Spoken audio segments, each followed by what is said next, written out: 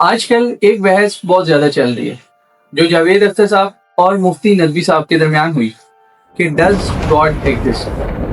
پہلی بات کہ یہ ڈسکشنز اور بحث و مباحثے کیوں ہوتے ہیں. بیسیکلی ایک پارٹی یہ چاہتی ہے کہ دوسری پارٹی ان کا پوائنٹ آف ویو اڈاپٹ کر لے، لیکن جو بنانے والا ہے اس نے یہ دنیا بہت رنگوں میں بنائی ہے. وہ اگر چاہتا تو سب ایک جیسے ہوتے، لیکن وہ ایسا نہیں چاہتا کیونکہ وہ چاہتا ہے کہ اس دنیا میں رنگ برقرار رہیں.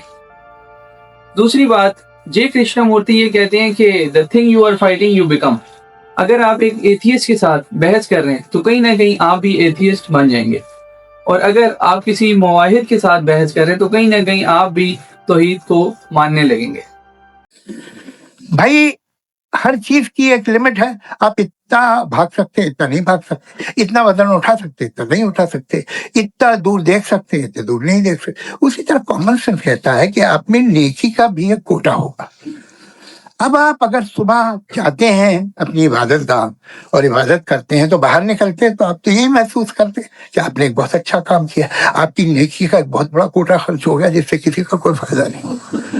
میں تو نہیں جاتا ہوں تو مجھے تو کسی کو کھانا کھلانا پڑے گا، کسی بیوہ کی مدد کرنی پڑے گی. میں اپنا کوٹا کیسے کنزیوم کروں؟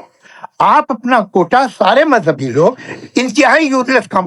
سیکنڈ تھنگ وہ یہ ہے، میں یہ جاننا چاہتا ہوں کہ جاوید اختر صاحب نے جو ڈسکشن کے درمیان یہ بات کی کہ کمیونٹی کو بہتر بنانے کے اوپر ہمیں کام کرنا چاہیے، تو میں ان سے یہ جاننا چاہتا ہوں کہ آئی ہوپ وہ کہیں کسی اور ڈسکشن میں یہ ڈسکس کریں کہ وہ گائیڈ لائنز کیا ہیں اور ان کے پیچھے کیا موٹیویشن ہے. کیونکہ وہ تو یہ کہہ رہے ہیں کہ مائٹ از رائٹ کا قانون ہے، سروائیول آف دا فٹسٹ کی بات ہے، تو پھر کیوں کوئی گائیڈ لائن بنائے گا.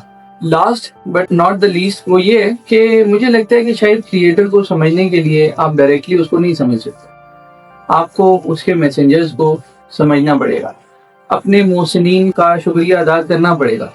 اور ہمارے سب سے بڑے محسن نبی محترم صلی اللہ علیہ وآلہ وسلم ہیں. جب تک ہم ان کو نہیں سمجھیں گے تو شاید ہم کریٹر کو بھی سمجھ نہ پائیں، کیونکہ ہم نے تو اس کو دیکھا نہیں. ہمیں جو بھی گائیڈ لائنز بتائیں، جو بھی معاملات بتائے انہوں نے نہیں بتائے.